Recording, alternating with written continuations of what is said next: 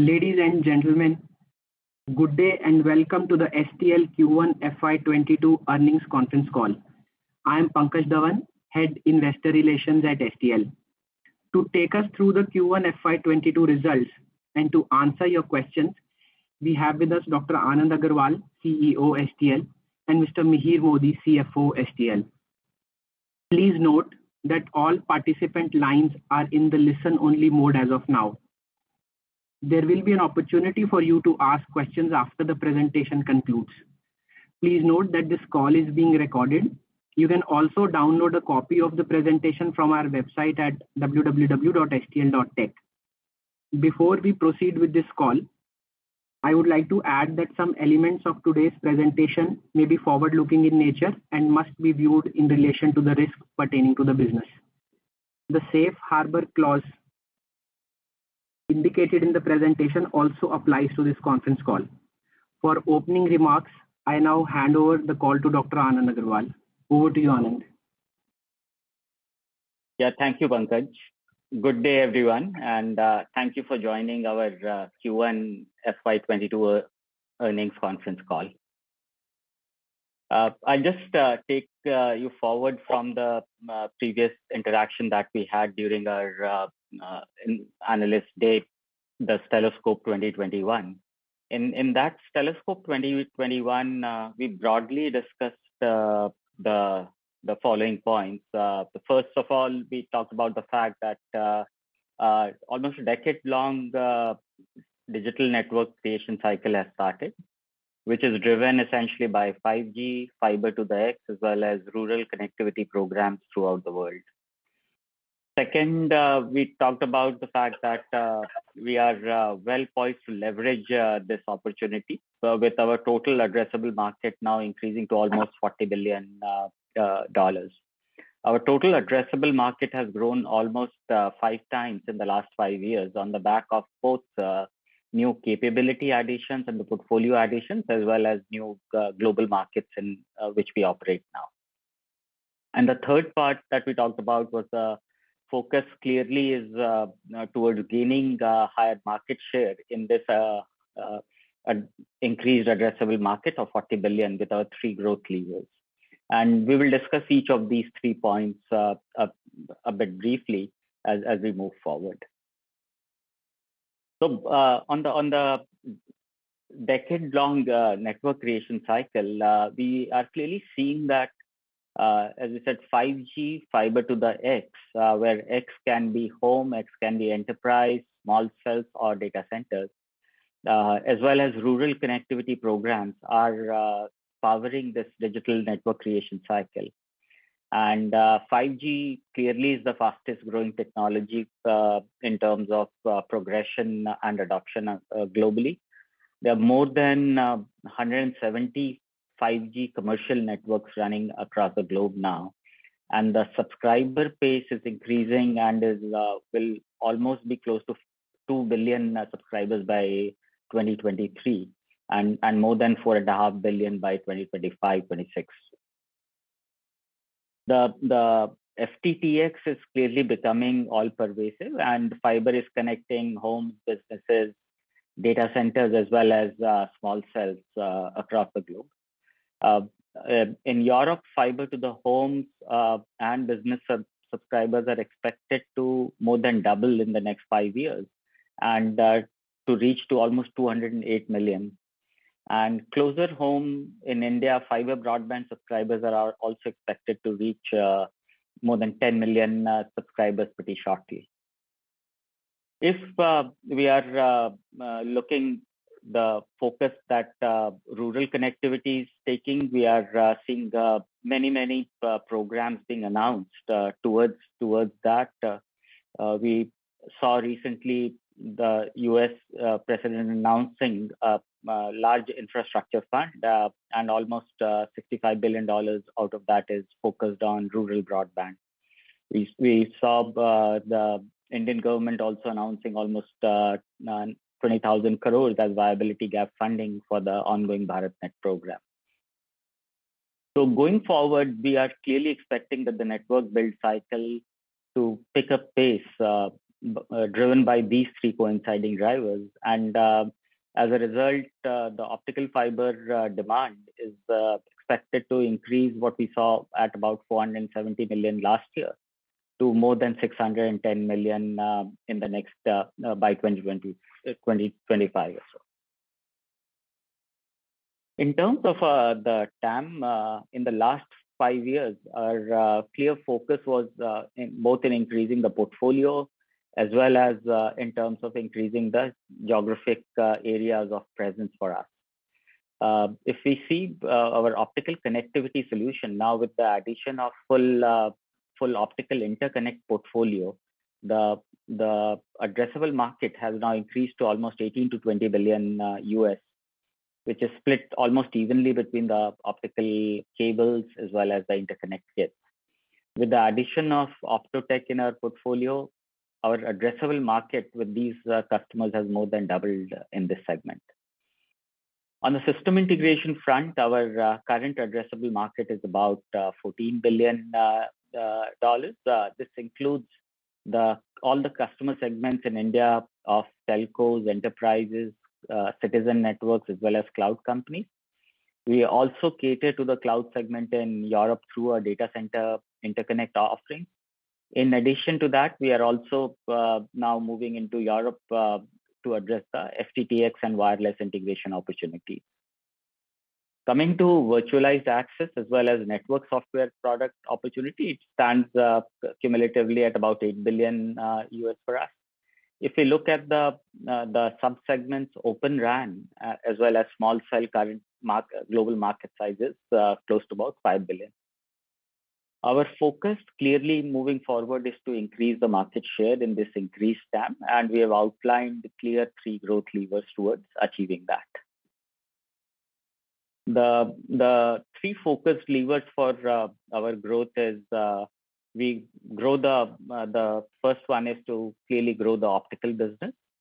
The second one is towards globalizing the system integration business as well as scaling it in India.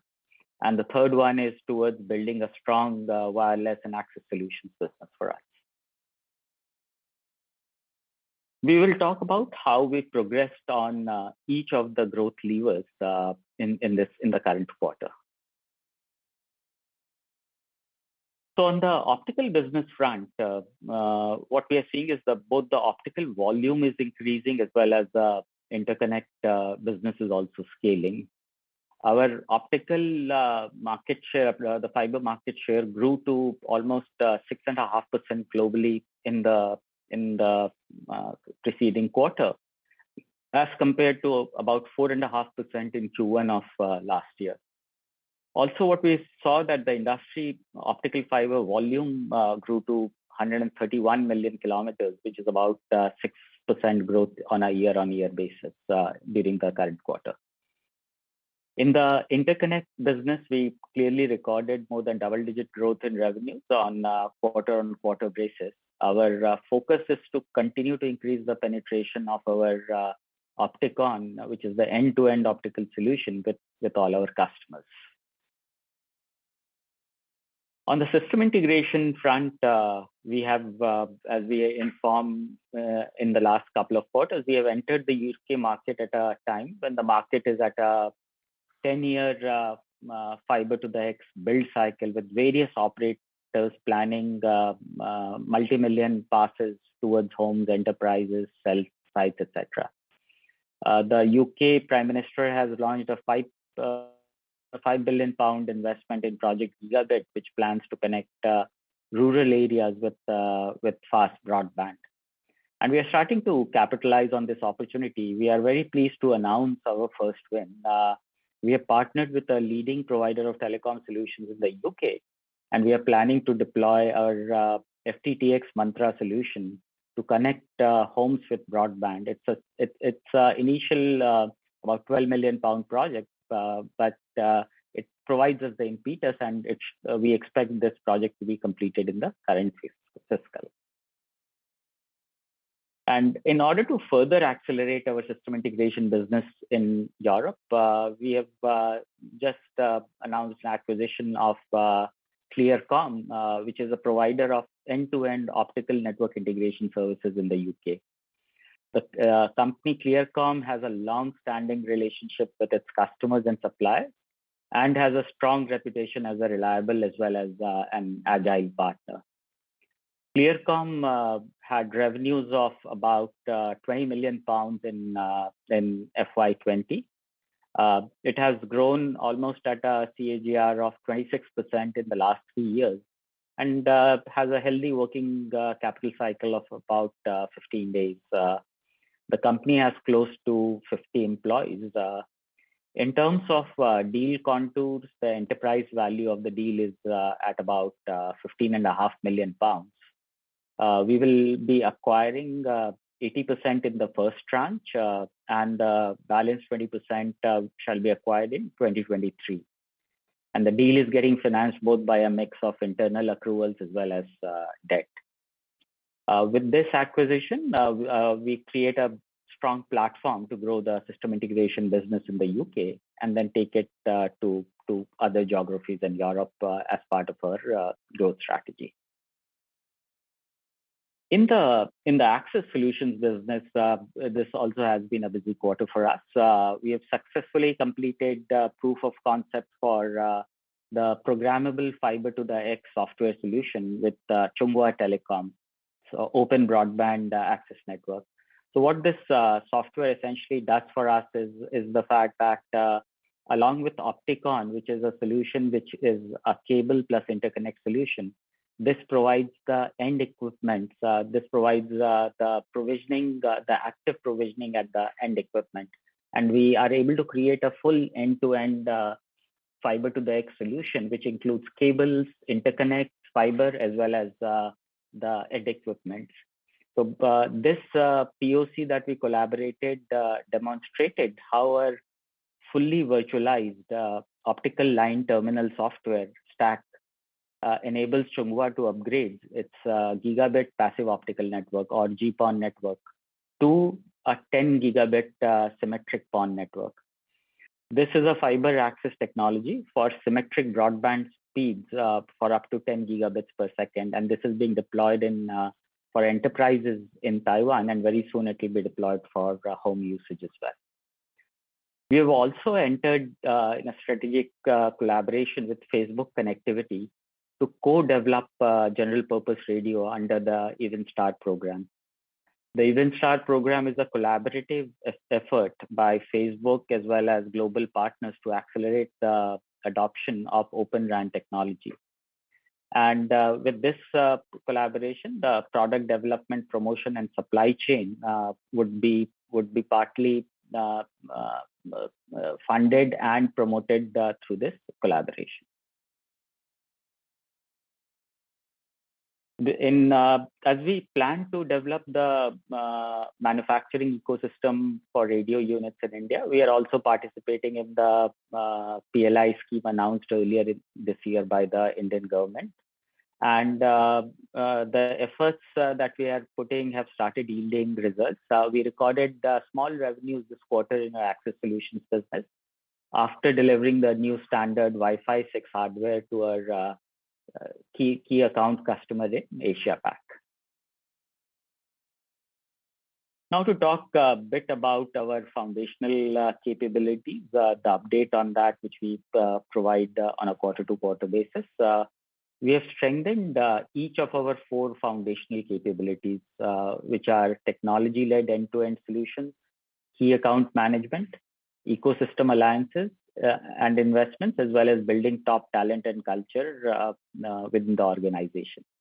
And we'll discuss an update on each of them, starting with technology-led end-to-end solutions. As we had discussed at the Stelloscope, we have established ourselves as an end-to-end solution provider for fiber to the home, fiber to the X, as well as 5G networks. We have recently launched Axeles, which is a wireless solution that brings together both micro and macro radio, the RAN intelligent controller, as well as with an ecosystem, the orchestrator across the various parts of the network to lead this transition towards 5G, Wi-Fi 6, and more open source technologies. What is extremely heartening to note that in a very short span of time, we've been recognized by Gartner as a key 5G RAN vendor and among top 10 vendors to watch out for by STL partners for this open RAN technology. We've been also on the key account focus is also leading towards multi-portfolio engagement. We've been enhancing our customer engagements both with current and new accounts. While we have nurtured existing key accounts such as BT Openreach and Airtel to drive their multi-year strategic network build plan, we've also opened door to new accounts such as a 5-year contract for radio units in the US, as well as a digital transformation contract in Africa's multi-country telco. Also, as we participate in multiple geographies, our key account focus is leading towards more than one or a multi-portfolio engagement with our key customers. We now have a diversified participation funnel across the globe with more than the funnel is more than 60% towards our key accounts, and in which we are engaging into multi-portfolio engagements across our optical business access as well as system integration solutions. In terms of investments, as we announced, we are also going closer to the customer by setting up solution centers both at US and UK with an enhanced capacity for cable in these markets. This investment of about 2 billion rupees is going to increase the OFC capacity from 33 to 42 million kilometers, which will make us one of the largest in terms of optical fiber cable globally. Our technology focus is towards clearly developing a comprehensive product portfolio for Axelis, which is just talked about. We are also continuing to do annual investment of about 3 to 4% of our revenues in developing this portfolio, as well as the other portfolio for the FTTX. If we look at our portfolio, we have successfully launched Wi-Fi 6, 5G multi-band radio, as well as our indoor small cell Garuda in the last couple of quarters. We have also successfully piloted the programmable FTTX solutions in this quarter. And we are in the developmental phase for the RAN intelligent controller, which we shall be launching in the upcoming quarter. So the portfolio is fully building up both at our end as well as in collaboration with the ecosystem Open RAN partners. We are clearly positioning ourselves as someone who can offer an end-to-end networking solution. Coming towards talent, top talent and culture, we have now built a clear global leadership team, and we continue to strengthen that team globally. In newer areas of growth like optical interconnect, system integration in UK, as well as access solutions, we are continuing to strengthen the team. Along with the leadership team, we are also strengthening the overall team strength in these areas, both with experienced people as well as very, very great talent coming out of the best schools globally. Coming towards the pandemic, which we saw, especially in India at a very, very major scale in the current quarter, it has been an extremely challenging time for all of us. During these times, we clearly stood by each other and extended the best possible support to our employees, our communities in which we operate, as well as the larger ecosystem. We extended complete support in terms of in any case of few cases of loss of life that we had for the ecosystem employees. We are extending full support in terms of employment, medical cover, education, as well as skill building to the family members. We created a STL family team of employees, which acted as a nodal body and coordinated support to all employees from symptom stage towards post-treatment stage. We are conducted vaccination drives as well as continuing to provide full vaccination at various locations in which we operate. And clearly, this is fully not over, but we have a very, very vigilant team towards providing support at physical level, at medical care, as well as all kinds of counseling services. So, with these foundational capabilities, we are extremely confident that we are on our path to deliver our financial targets. And I would now hand over to Mihir to discuss these financials. Thank you, Anand, and a very good day to everybody. Indeed, with the foundational capabilities that Anand just discussed, and our focus on specific growth levers, which are on the back of the industry opportunity of this network creation cycle, we indeed are looking at translating that into financial performance. This quarter's result is also a small step in that direction. I will quickly take you through the key aspects of this quarter's results. As you see on the screen, our order book grew from 103 billion rupees same time last quarter to 212 billion rupees. Out of this, 42 billion is executable this fiscal itself. We also have a substantial, about 23% of O&M revenues, which will start kicking in FY23, and that will be a non-trivial contribution to the revenues as we go ahead from FY23 onwards. Our revenue mix is again moving in the direction that we intend it to move. From a customer segment standpoint, it is moving towards the telco heavy side. From a geography, EMEA and the Americas are those markets are contributing heavier to our mix.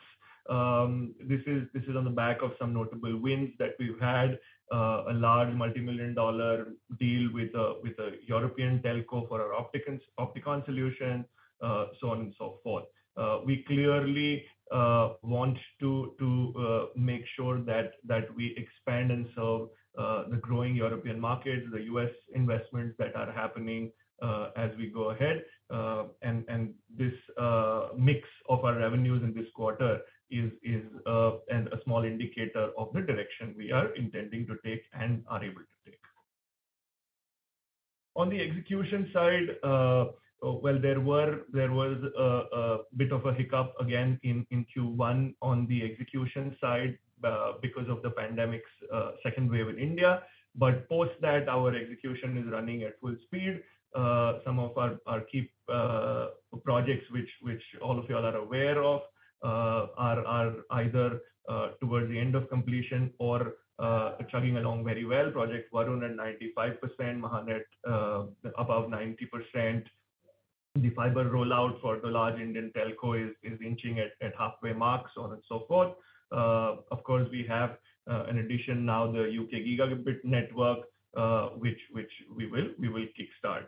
Of course, we have close to completing more than 80% completed on a data center hyperscale project in the EMEA market as well. So overall, we continue to expand the geographies, the kind of projects that we are doing, and we're taking steps ahead in this direction.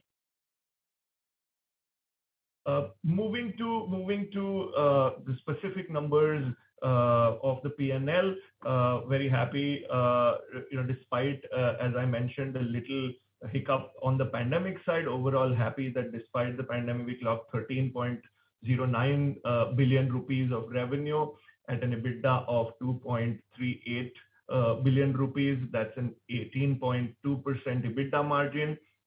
We did a PAT of 1.16 billion.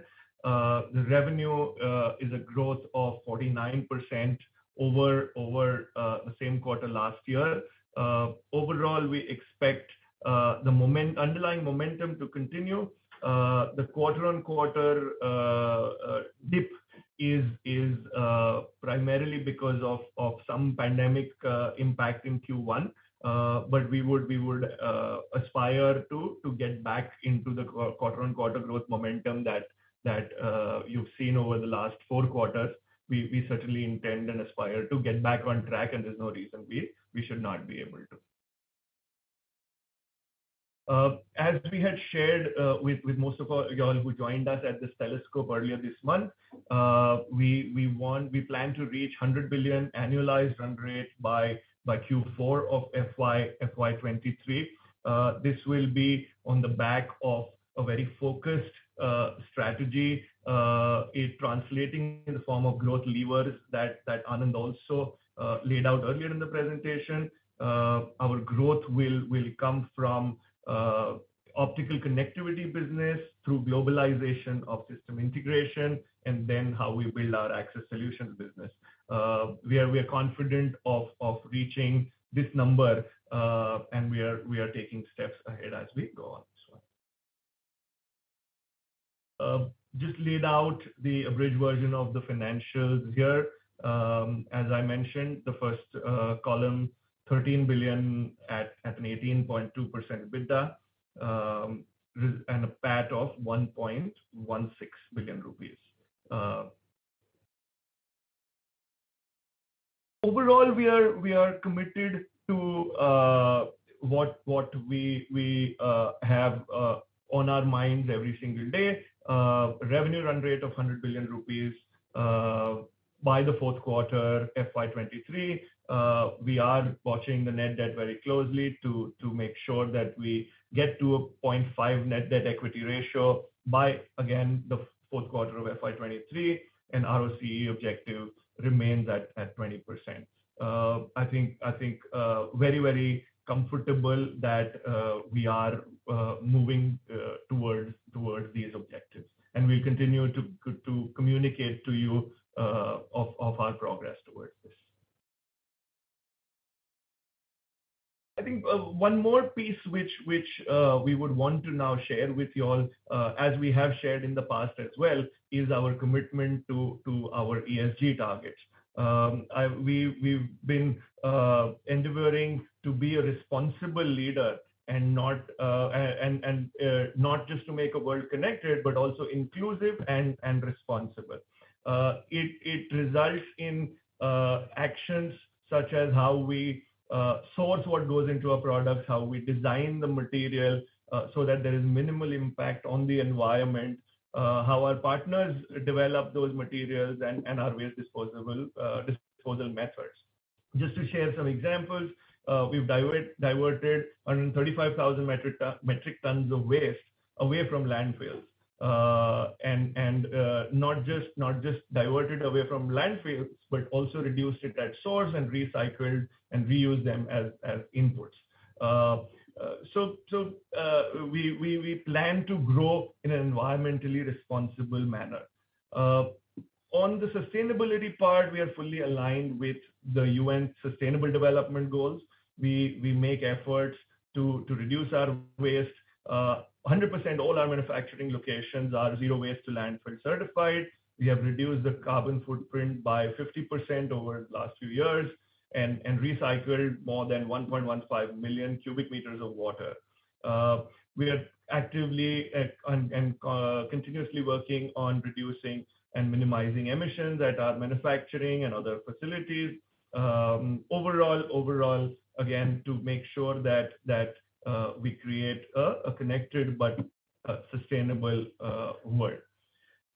On the governance side, and this is something that is very close to my heart as well, is we are very focused on the best board governance and internal practices at multiple levels. We've built an advisory council with about 60% of our advisors who have global experience of building technology-led businesses. Our independent directors come in with they're of repute, come in with stature and bring a lot of new thinking in terms of the global experience diversity as well as, of course, gender diversity. We have 2 of the Big Four auditors who are looking at our statutory and internal audits, and we are committed to a very, very high level of external inputs and validation to what we are doing. On an operating level, we've built a very focused system of executive committees, business level management committees, to make sure that we drive the business goals in a very structured manner, at the same time adherence to our code of conduct. I think while we continue to do all of this, our ESG goals are even more ambitious. Our goals include impacting 5 million lives by about 2025, undertaking 5 million plantations, while reducing our carbon footprint by 50% by 2030. We are looking at replenishing 5 million cubic meters of water again by 2025, and all of these efforts we will need your support and help. But we continue to keep this as an important target for the organization and are fully committed to achieving these targets. In summary, from an industry tailwind perspective, we are indeed in a decade-long network creation cycle driven by 5G, FTTX. There is rural connectivity programs. All of these are being rolled out as we speak, and we see a good 10 years ahead of this activity and growth that we need to contribute to, and as a company will benefit from. Of course, to be able to do that, we've worked in a very focused manner over the last 5 years by building geographical capabilities / forays and product portfolio capabilities, thereby increasing our TAM by 5x to now $40 billion. We have to focus on making sure that we play well in this and increase our market share. Of course, very, very structurally, 3 growth levers: grow the optical business. We are growing capacities there, globalizing the system integration business. Entry into UK is one such step. And then on the access solution side, we've started to build that in an accelerated manner, not just with our R&D spends, but also going out now into getting customer validation and eventually revenues. I think we are, as Anand briefly mentioned, we are strengthening our foundational capabilities through our E2E solutions, very, very focused approach on key accounts and the relationships there, making sure we have the right ecosystem investments. Very, very proud to be able to now acquire the top talent from the world, and all that we hope that will take us to our plan of 100 billion revenue run rate by the fourth quarter of FY23. Net debt equity of less than 0.5 and ROC north of 20%. So with this, we come to the end of our opening commentary, and we can move to the Q&A now. Ladies and gentlemen, please note that if you want to ask a question, you can click on the raise hand, and we shall take your questions one by one.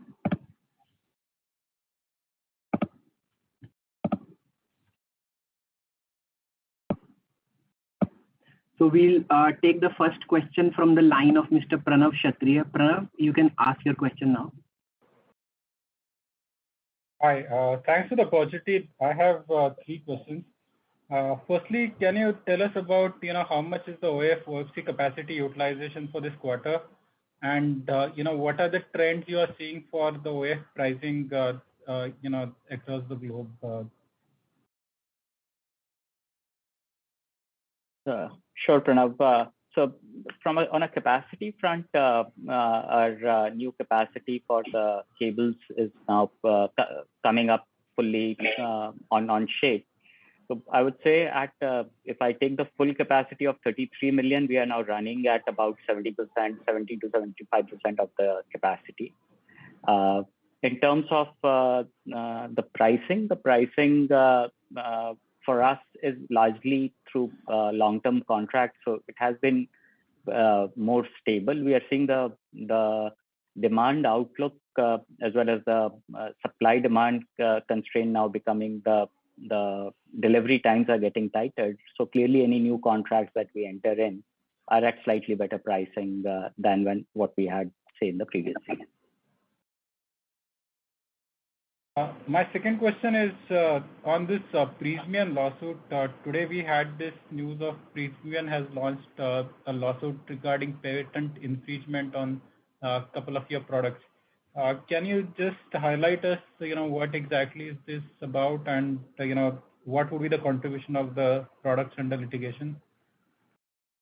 This is very recent right now. It is related to our increasing and strengthening our presence in the European market and UK, and it is normally done by competitions as a sort of competitive tactic. We are pretty clear that there aren't any IP issues that we have, and but the thing has just come and it's sub judice, we'll provide more information, but we are absolutely confident that all our products and capabilities, we have our own strong portfolio, and we believe these as more competitive measures being taken in a few markets. My last question is little, I just need bookkeeping answer to this. What is the current net debt for the company, and what was the capex for this quarter? So current net debt for the company is north of 26 billion rupees, Pranav, and the capex. So capex, while the capex outflow was in double digit, we also had a inflow of capex through sale of land, which we've reported in the exceptional item. So the net capex was quite low. Thank you. That's it from me. We'll take the next question from the line of Mr. Nirav Dalal. Nirav, you can ask your question now. Hi, thank you for the opportunity. I had 3 questions. First is on the recent announcement by Bharat Broadband. So they've come out with the tenders for 9 packages. How do you see us playing in this auction, and what do you expect to be the timeline for this going ahead? So when do you see tendering to happen and implementation to start? Sure, Nirav. So the current information which has come through, the response has to go by end of August or so. So our as we have participated in the previous opportunities, we'll look at each opportunity for providing our end-to-end capabilities, which will include cables, interconnect, as well as the now the FTTX solution at the edge also. So our participation will be as both as a provider as well as a full end-to-end system integration in select opportunities.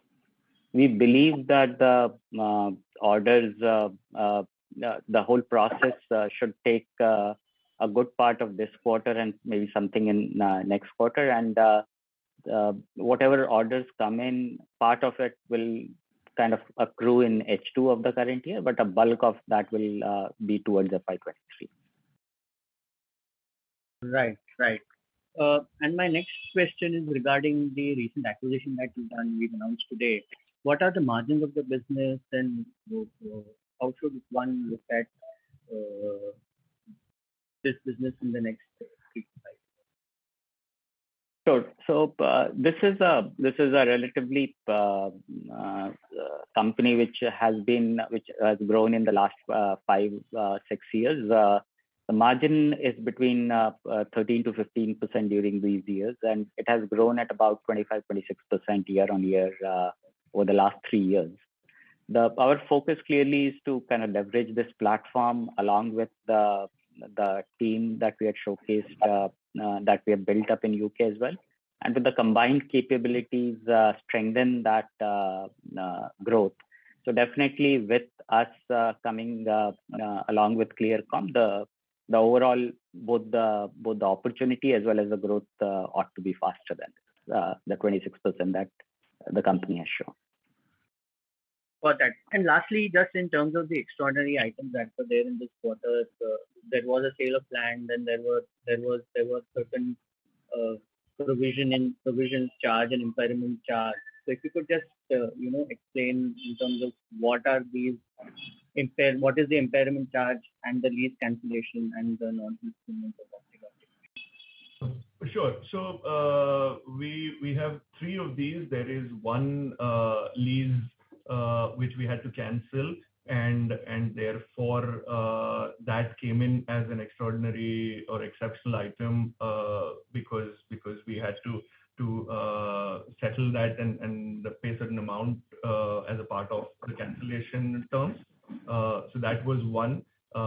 Second, we had a certain case and we made provision for that. It's a more conservative decision to make a provision for that case that has been filed against us.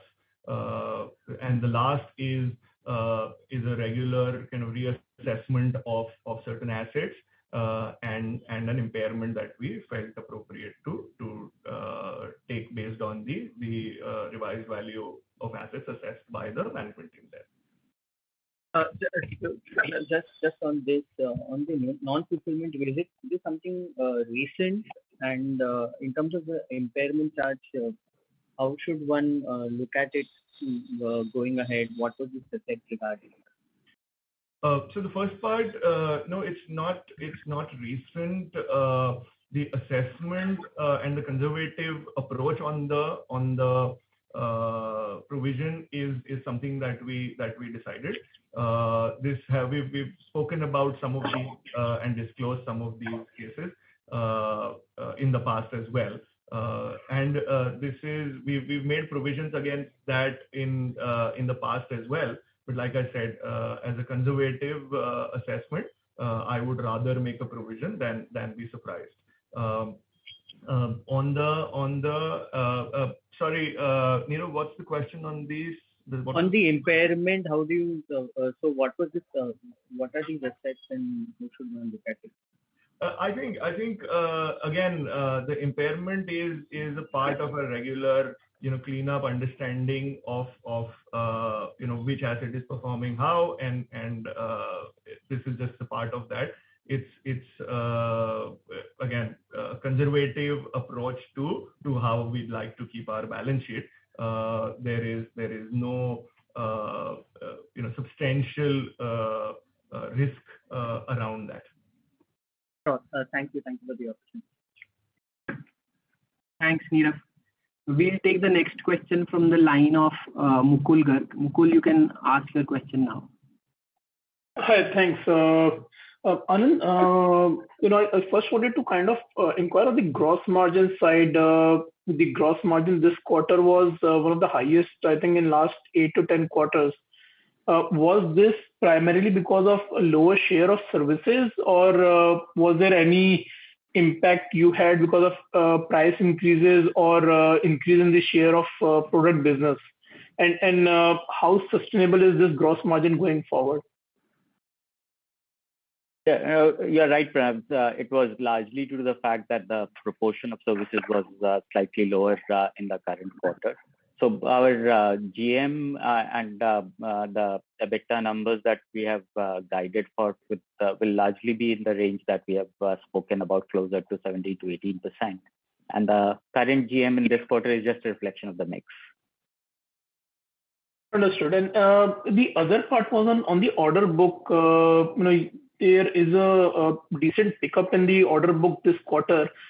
Is the incremental order flow coming in on the network services or access side, or have you actually started seeing an increase in the duration of the fiber business? I think you alluded to partially to that earlier on the call when you said like you have started seeing some tightening. So has that started leading to some long duration orders coming back into the system? Yeah, absolutely. So during the quarter, it has been a large part of it has been European telcos and multi-year Opticon sort of engagements, which has included both the fiber cable as well as the interconnect orders. We got some orders for system integration as well as the access part also, but the larger portion has been the optical business and largely through European telcos.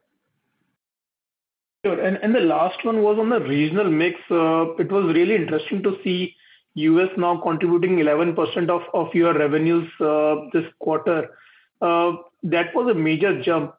Is this something which you see as sustainable, or will this remain a lumpy factor? And the second part of this was on the China side. The China JV is not contributing anything to revenues now. Have you exited it, or is there some sort of a pause there? So a couple of points.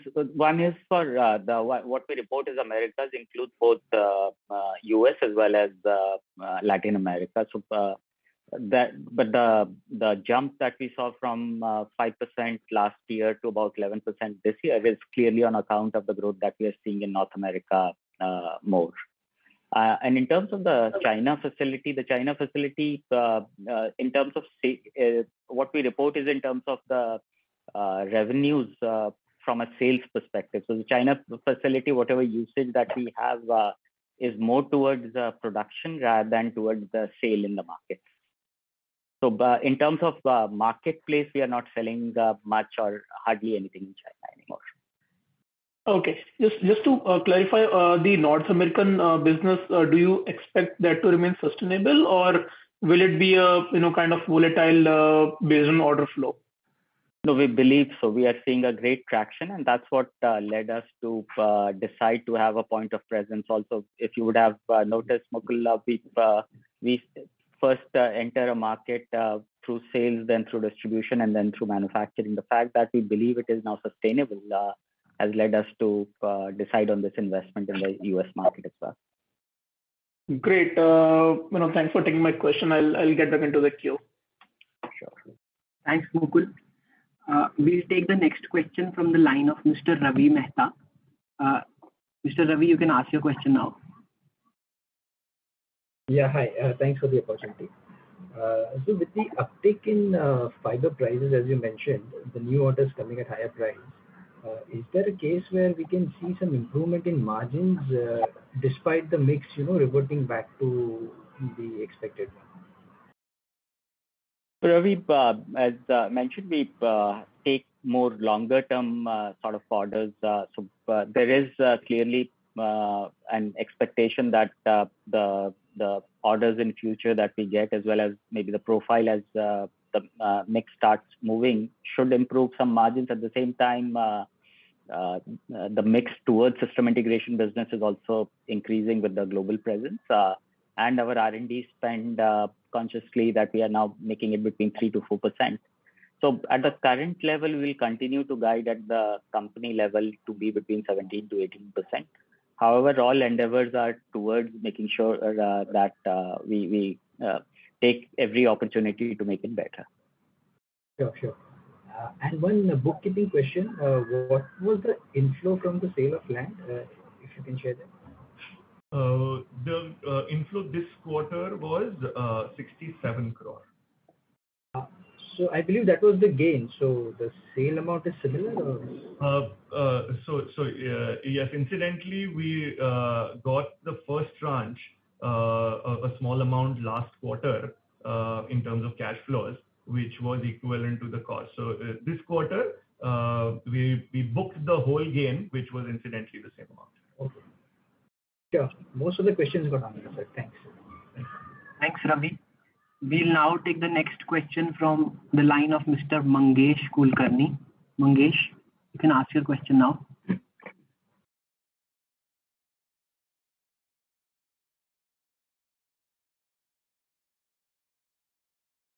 Yeah, we're not able to hear you, Mangesh.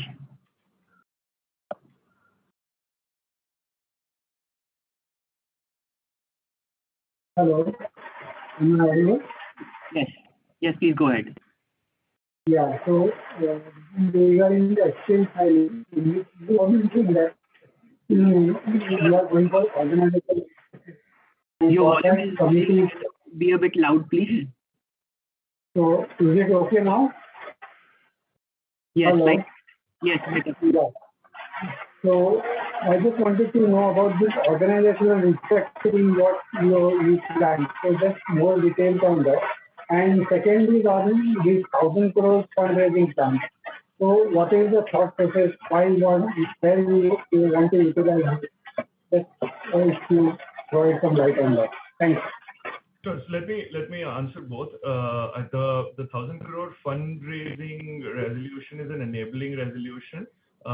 We have been taking that from the board or in the past, except for the last one, and that too because of the buyback we could not. So this is something that we've always done in the past to make sure that we have an enabling resolution in place. On your other question relating to reorganization, we have multiple entities across the world, and it was felt that we need to make sure that we clean up and optimize the corporate structure. So that's the effort that we're going to make, and the item is on that account. Okay, thank you.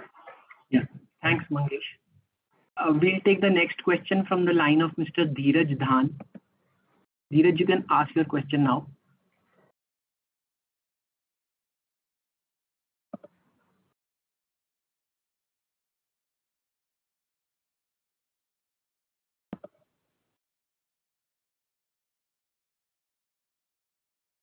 Yeah, we're not able to hear you, Dheeraj.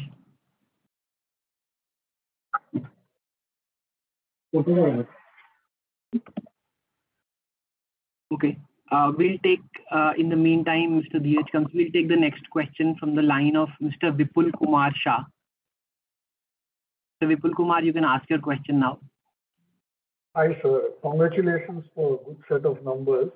My question is regarding our order book. Although our addressable market has grown 5x, why the order book has not kept pace with our addressable market? And I missed the comment regarding this exceptional item. What is the profit from land sale this quarter? Can you quantify? Thank you.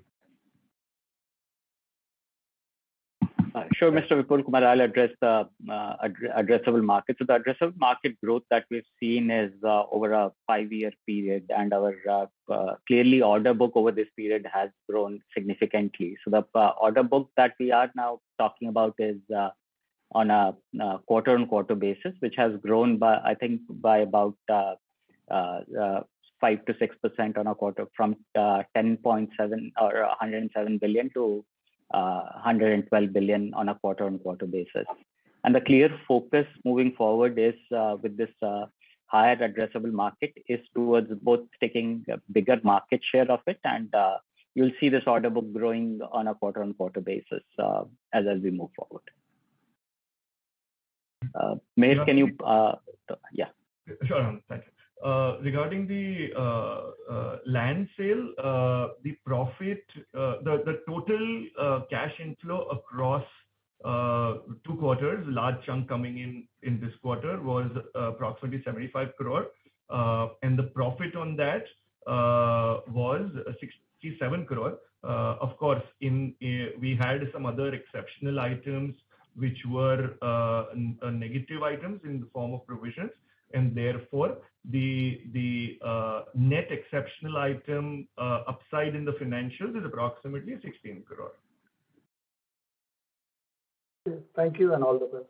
Thank you. Yeah, thanks, Mr. Shah.